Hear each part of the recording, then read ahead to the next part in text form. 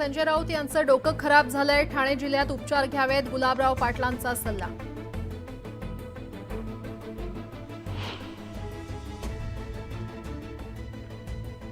विधानसभा निवडणुकांनंतर निश्चितपणे ओबीसी आरक्षणाला धक्का पोहोचेल, प्रकाश आंबेडकर यांनी व्यक्त केली भीती.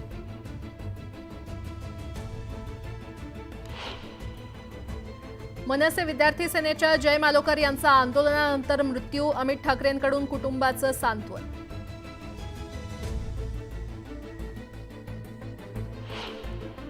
यवतमाळमधील पूस धरण 100% भरलं, नदीकाठच्या गावांना सतर्कतेचा इशारा.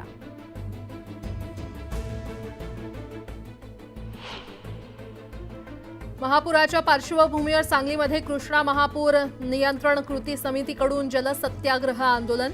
अलमट्टी धरणातून 4 ते 4.5 लाख क्युसेक विसर्ग करण्यासाठी पाठपुरावा करावा अशी मागणी.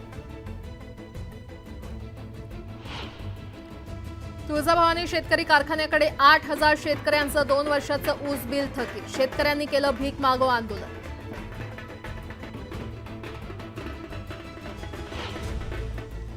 मुंबईत युवक काँग्रेसकडून लाडका खड्डा मोहीम, बीएमसी कार्यालयाला टाळं ठोकण्यासाठी जाणाऱ्या कार्यकर्त्यांना पोलिसांनी घेतलं ताब्यात.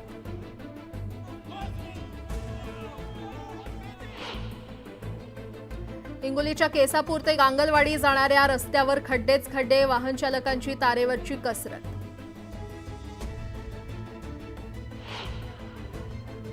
चिपळूणमध्ये पोलीस आणि मोर्चेकरी यांच्यात बाचाबाची, यशस्वी शिंदेंच्या आरोपीला फाशी व्हावी अशी मागणी करत काढलेल्या मोर्चाला विरोध झाल्यानं वाद.